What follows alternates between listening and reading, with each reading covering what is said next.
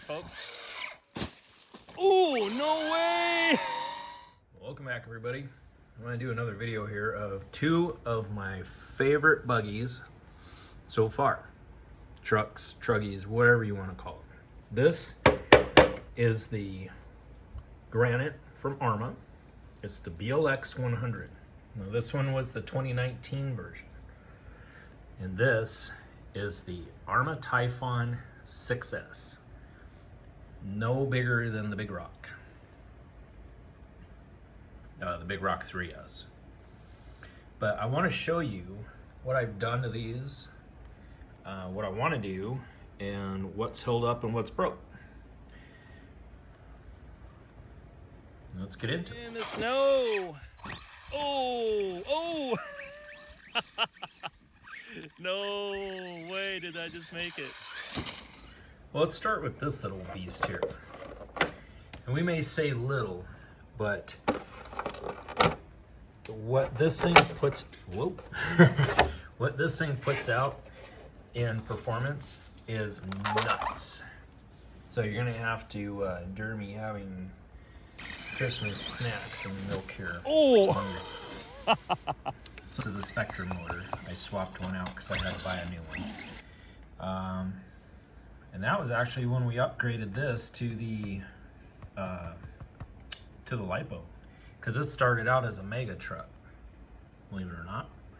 And I went through and looked at everything to see if there was anything different than the 3S one, the LiPo, brush to brushless. Was there any difference? No. There wasn't any difference in this at all. The only thing that was different was the transmission and the ESC. That was it. Well, on the motor. So we swapped that out after it caught on fire, which we unfortunately didn't have a video of. But I just want to go over this with you and tell you about the Granite. When you upgrade, you get the 3S transmission. Okay, that's a big difference. Your CV shafts are the same, differentials are the same, shocks, the towers, everything. So if you want to beef one up, what we did was we put in full bearing, full sealed bearing. I looked at the things that maybe needed adjustment for in and out, didn't have to worry about it on the back. It pretty much stays there. On the front, same thing for the steering, okay? This little guy here. So we put in aluminum aftermarket steering from GPM. You can find those all over the internet on different sites. Same as the shock towers. These are aluminum shock tower supports. I would advise putting Loctite on these, a medium strength, or they will back out immediately. Okay, there's a lot of vibration that goes in here. Remember, it's not in plastic anymore where it absorbs it. It's just dead right there. Okay, so we went to HR, Hot Racing, aftermarket body shocks. And what this is they give you the top half. You keep your bottom half, so you get your boot, your shin guard there. You keep your spring, and they give you this awesome adjustable body with a bleeder valve. And these things are 5 years old now. Once I figured out the right ratio to my driving for the oil consistency in the shocks, I wasn't hurting this truck anymore. So underneath, you have things like those little goobers. They get bummed up, broken, but you know what? I haven't had one problem yet. And we have hit things really bad. So in here, your uprights and your knuckles and your steering section, okay? What happens in here is maybe a C-hub, your control hub, or maybe back in there, part of the link will snap because of that little area right there. That's it. So here is a little tab I made to go in there to hold this, because every time I went to put it on here, these things broke or they sliced the wires. So I just took them off and said the hell with it. This is so doggone cool. they don't really need that much, but I do put a little bit of extra padding down here on the bottom to absorb the impact. And on the underside, put a piece of tape on underneath there for the steering servo. But nothing happened on our last bash with this out in the snow. And it was cold. We were jumping it. We even sent it off the send it ramp to jump the farm truck. And it was still nothing. Not one thing. And it's so nice to play with a slipper clutch. Get slipper clutch parts and learn how to adjust it. And if you ever get one that's new or it's set and it's the way you want it, remember what it sounds like. You should have that nice click to a spring sound.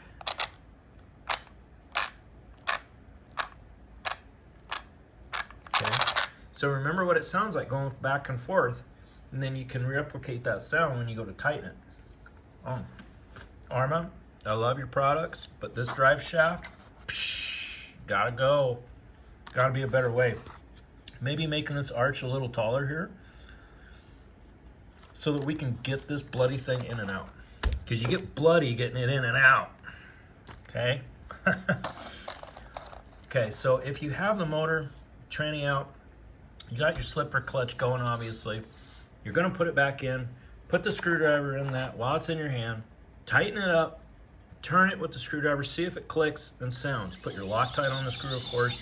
Make sure everything's going in there good. Put it in there and get your click that you like, and then put everything back in. Otherwise, you're gonna be pulling this out and readjusting this with a little Allen wrench every time you wanna do it. But that is the Arma Granite, okay? And these Fortress, the Boots Fortress tires are really nice. And I'll tell you why. When you're going around on different terrain, they have forgiveness.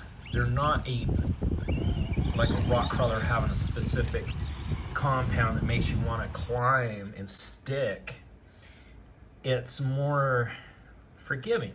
Cut little divots and trails, and that's what these do. Are they good on like a skate park when it's wet or anything like that? No. They do slide, and I don't know if that's going to happen with these or not. These are the Boots backflips for the 4S Outcast. And we'll get to this whole beast in a minute here, but I just wanted to give you the rundown on this. We don't have a lot of aftermarkets on it. We have the simple of the simple. What is needed? What's needed? Good shocks, good bracing, a good glue, a good ESC, a good motor, good steering, okay? And you're not gonna have any problems. Now, the next thing we're gonna up to, we're gonna up the ante to a different radio and see what the response is on a new radio. And if you guys have any comments about what a really good radio is, budget friendly to not so budget friendly, drop me a comment and tell me what your opinions are and what.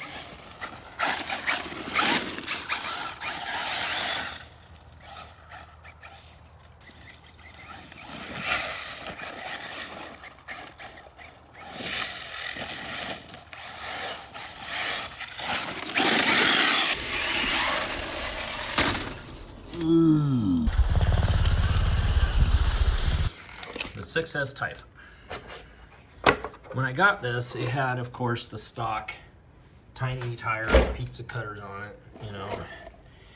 And I thought, okay, well, that's cool. It's not really what I wanted, but okay, let's try. And my RC guy who sold it to me, he says, look, if you want something that's going to have a lot of response in the air, you want to have control, you want to have quickness, you want to just zip and you know, just kick ass, get this one. And I was like, yeah, but that's not the big one. That's not how I want size. And he just kind of grins and he's like, well, give it a shot, you know, see what you think. So it's been, you know, 2 years now sitting on the shelf, and I went, okay, what do I need to do? So I looked at it, and it had 2 of the tires were splitting and coming apart. One of the rims was cracked. There was some CV shafts that were bent, so when it was going around, That wasn't good. And I just could not get any performance out of it, like at all. And so I'm like, well, what the hell's going on here? So we took it in, they checked it out, there was nothing wrong. And it was just, you know, it's a weird, funky driving buggy. That was all we could come up with. So there's a reason that I switched up to what's going on here. And it's because I didn't want the, whoop, that's a water drill. I didn't want the smaller version. I want something big, you know, like the Mojave. I want that thing, I want big. And then I wanted big tires too, but I didn't want the 8S. So I was kind of in the middle and I didn't know which way to go.